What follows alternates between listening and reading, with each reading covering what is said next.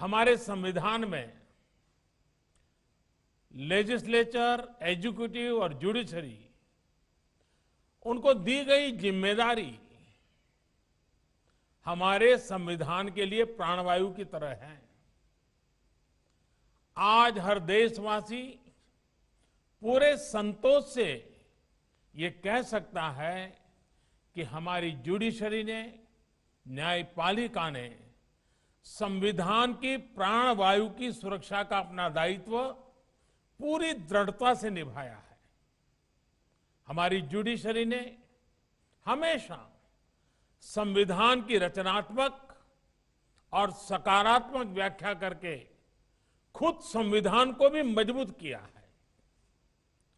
देशवासियों के अधिकारों की रक्षा हो, निजी स्वतंत्रता का प्रश्न हो, या ऐसी परिस्थितियां रही हो जब देश हित को सर्वोच्च प्राथमिकता देनी हो, जुडिशरी ने अपने इन दायित्वों को समझा भी है और निभाया भी है।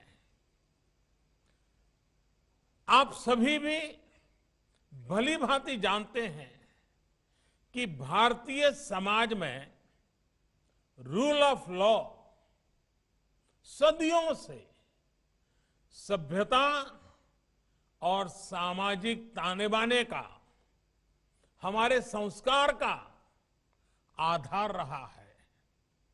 हमारे प्राचीन ग्रंथों में कहा गया है, न्यायमूलम सुराज्यम स्यात्, यानी सुराज्य की जड़ ही न्याय में है, रूल ऑफ लॉ में है। ये विचार आदिकाल से हमारे संस्कारों का भी हिस्सा रहा है। इसी मंत्र ने हमारे स्वतंत्रता संग्राम को भी नैतिक ताकत दी और यही विचार हमारे संविधान निर्माताओं ने भी संविधान निर्माण के समय सबसे ऊपर रखा था। हमारे संविधान की प्रस्तावना रूल ऑफ लॉ के इसी संकल्प की अभिव्यक्ति है। आज हर एक देशवासी को गर्व है कि हमारे संविधान की इस भावना को, इन मूल्यों को हमारी न्यायपालिका ने निरंतर ऊर्जा दी है, दिशा दी है। न्यायपालिका के प्रति इस भरोसे ने हमारे सामान्य से सामान्य मानवी के मन में एक आत्मविश्वास जगाया है, सच्चाई के लिए खड़े होने की उसे ताकत दी है।